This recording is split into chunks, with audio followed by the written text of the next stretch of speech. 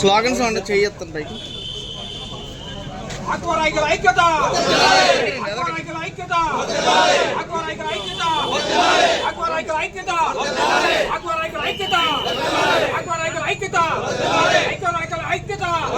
Hello ఎర్రవాసరా, hello ఎర్రవాసరా, hello ఎర్రవాసరా, హలో ఎర్రవాసరా, హలో ఎర్రవాసరా. ఆక్వారైకల ఐక్యత, ఆక్వారైకల ఐక్యత, ఆక్వారైకల ఐక్యత, ఆక్వారైకల ఐక్యత, ఆక్వారైకల ఐక్యత, ఆక్వారైకల ఐక్యత, ఆక్వారైకల ఐక్యత, ఆక్వారైకల ఐక్యత. సమస్యలు వెంటనే ఆక్వా రైతుల సమస్యలు వెంటనే ఆక్వా రైతుల ఐకమత్యం, ఆక్వా రైతుల ఐకమత్యం, ఆక్వా రైతుల ఐకమత్యం. సిండికేట్ వ్యవస్థ, సిండికేట్ వ్యవస్థ, ఆక్వా రైతుల ఐకమత్యం. విద్యుత్ సబ్సిడీ వెంటనే, రూపాయిన్నరకు విద్యుత్ సబ్సిడీ వెంటనే. నాణ్యమైన సీడు, నాణ్యమైన సీడు, నాణ్యమైన సీడు.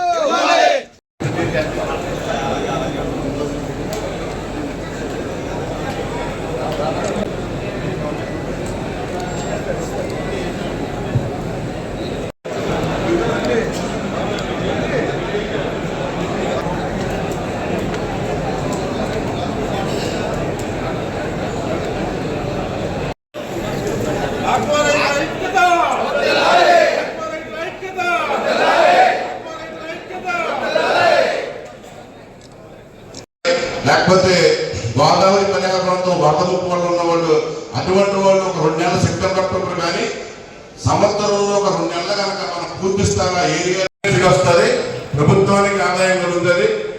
దీనివల్ల రైతు ఉపయోగపడతాడు, మెటీరియల్ షార్టేజ్ వస్తుంది, ఎప్పుడు రేట్లు ఉంటాయి. ఇటువంటి సబ్జెక్టుల మీద పూర్తిగా అవగాహన చేసుకుని రైతులందరూ నాయకులు కూడా అభిప్రాయం చెప్తే ఒక తర్వాత దీని మీద పరిష్కార మార్గంగా ఏం చేసి నిర్ణయం తీసి మనం ఎవరికి వెళ్ళాలని చెప్పేసి మన అందరం కూడా దాని మీద ఒక నిర్ణయం ఇక్కడ వరకు నిర్ణయం చేసుకుంటూ దాని మీద తర్వాత మీ అందరం కూర్చుని ఏం నిర్ణయం చేయాలని చెప్పి మళ్ళీ మాట్లాడతాను. తప్పకుండా దాని మీద ప్రతి ఒక్కరు కూడా మీ అభిప్రాయం చేసుకుని కోరుతున్నాను. Thank you. చదివితే సభగా వృధా అవుతుందని సభకు నమస్కారం చెప్తూ అందరూ కూడా అదే ఫాలో తెలియపోతున్నాను. ముందుగా ఇక్కడికి మనం రావడానికి, ఇంత భారీ ఎత్తున రావడానికి రైతులు ఎంత ఆవేదన ఉన్నదన్నది మనకు అర్థమవుతుంది. ఈ ఆవేదన మనం ఎవరి మీద కాదు, ఓన్లీ సిండికేట్ వ్యవస్థ మీద.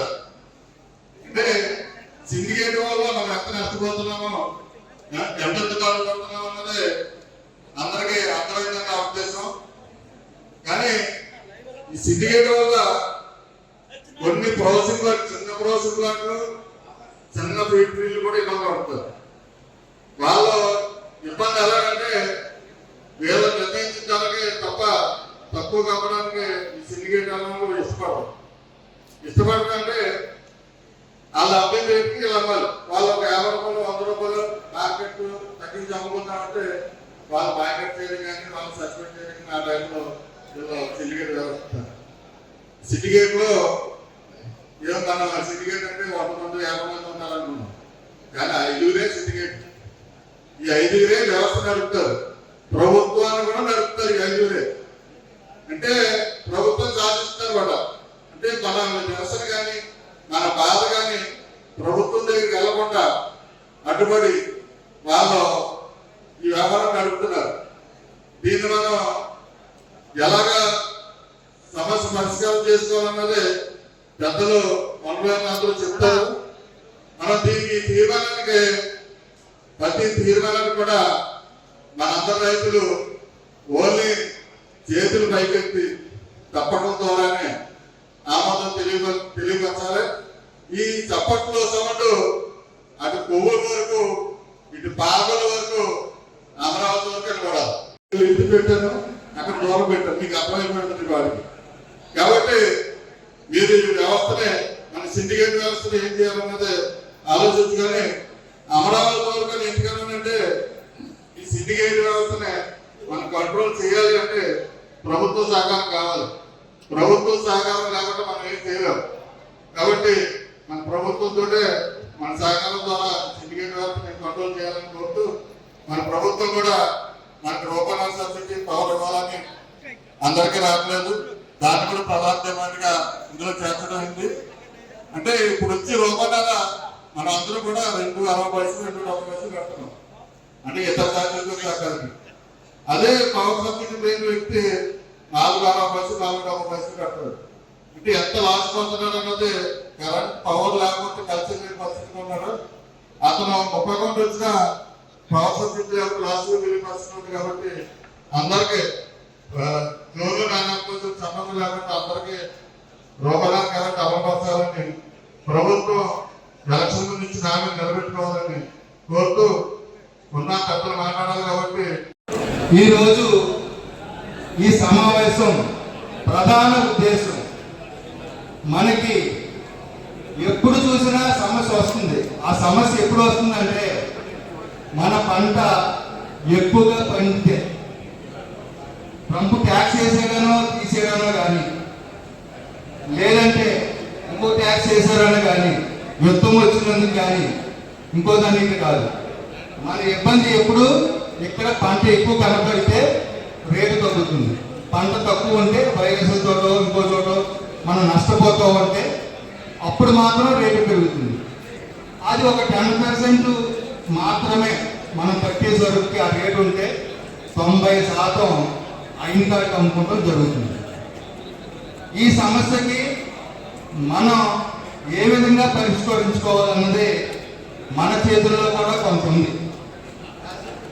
దీనికి ముందుగా రాంబాబు చెప్పినట్టు ఆర్థికంగాను అధికారికంగాను కూడా బలంగా ఉన్నటువంటి ఎక్స్పోర్టర్స్, ఫీడ్ మిల్లర్స్, వారిని జయించాలంటే ఆ బలం ఈ రోజు వచ్చిందనుకుంటున్నాను నేను.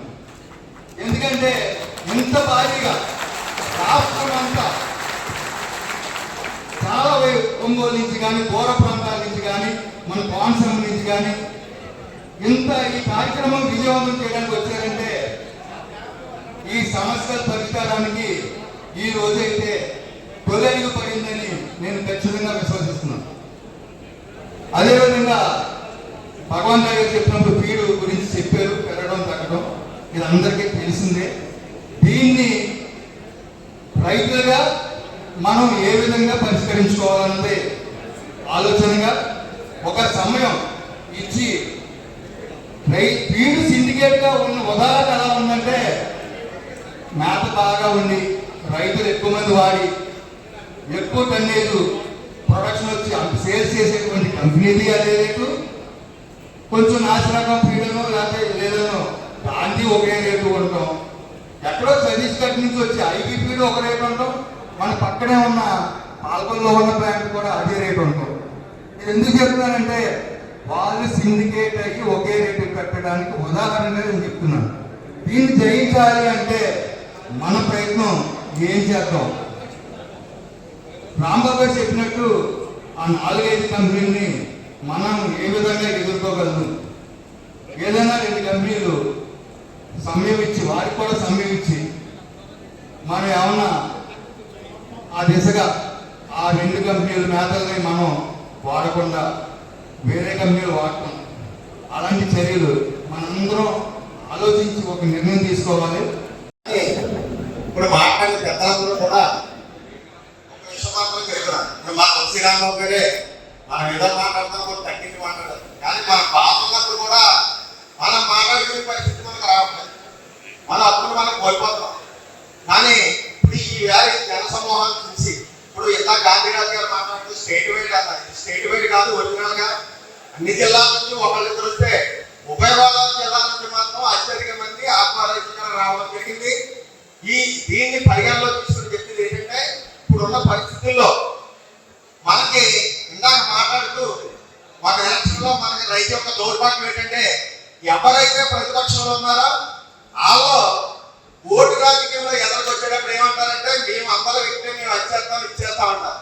ఎక్కిన తర్వాత రైతుని పక్కన పెట్టడం, రైతుని పక్కన పెట్టే పరిస్థితి ఎందుకు వచ్చిందంటే, మనకు యూనిటీ లేదు. మనమనే కాదు, ఆక్వా రైతు కానీ, హార్టికల్చర్ రైతు కానీ, హార్టికల్చర్ రైతు కానీ, తర్వాత మనకి ఈ ఉత్తర రైతులు కానీ ఎవరిలో కూడా యూనిటీ లేదు కాబట్టి ఈ ప్రభుత్వాలు మనతో ఆటలు ఆడుతున్నాయి. ఈ ఆటలు ఆడకుండా చెయ్యాలంటే ఇక్కడ గాంధీ భగవాన్ రాశారు, మనం అందరూ కార్యక్రమం చేద్దాం, మీ మట్టి మీ కాదు, మా మట్టి మీ కాదు, దీన్ని ప్రభుత్వం కదిలేలాగా కార్యక్రమం చేద్దామని చెప్పి ఒక మెసేజ్ ఇస్తే దాని ప్రకారంగా మీరు ఏదైతే దానికి పట్టుబడి ఉంటామని ఆ రోజు చెప్పడం జరిగింది. దాని ప్రకారంగా మాకు కూడా మంగళవారం జనాలు వచ్చారు. దీనికి మీరు ప్రస్తుతానికి సంఘ సభ్యులు ఎవరైనా సంఘం గురించి కానీ మన రైతుల గురించి మాట్లాడే వ్యక్తులు పార్టీ అన్నది ఈ రోజు ఉండకూడదు. ఎలాగంటే రైతుకి కులం లేదు, మతం లేదు, పార్టీ లేదు. ఎలక్షన్ లో మీ పార్టీకి మీరు చేసుకోండి, ఆ పార్టీకి నేను చేసుకుంటాం. ఎలక్షన్ అయిపోయిన తర్వాత అందరిదే ఒకటే కులం, అందరు రైతు కులం. ఈ రైతుకి అలసరిగానే మనం ప్రయాణం చేయాలి తప్ప ఏ విధానం మాత్రం చేయకూడదు. నిజంగా మనసులో నా ప్రభుత్వం నేను నాకు నేను ఎలక్షన్ చూశాను. నేను పవన్ కళ్యాణ్ ఆదేశించాను. నా జీవితంలో మొట్టమొదటి తెలుగుదేశానికి ఓటేసాను. మొట్టమొదటి వేసాను. ఓటు వేసినప్పటికీ కూడా పార్టీలో ఉన్నాం కాబట్టి మాట్లాడకూడదంటే కుదరదు. మన సమస్యలు మనం అడగాలి, మన సమస్యలు వేరే వాళ్ళు అడగదు. ఎవరైతే ప్రభుత్వంలో ఉన్నారో సమస్య తీర్చే స్థాయిలో ఉన్నారు కాబట్టి మనం మాట్లాడినా ప్రతిపక్షం మాట్లాడినా ఎవరు మాట్లాడినా ఆ మాటలు పరిగణలో తీసుకుని మన యొక్క విధానాన్ని ఇంప్లిమెంట్ చేస్తారని చెప్పేసి అనుకుంటాం. దీని మీద ఎవరి కక్ష కానీ పార్టీని ఇబ్బంది పెట్టాలనే పరిస్థితి లేదు. ఇందాక మాట్లాడుతూ కరెంట్ గురించి ఒక విషయం చెప్పాను. కరెంట్ మాట్లాడినప్పుడు నిండు అసెంబ్లీలో గొట్టివాడు హనుమంతరావు గారు ఒక స్పీకర్ సమాధానం చెప్తారు.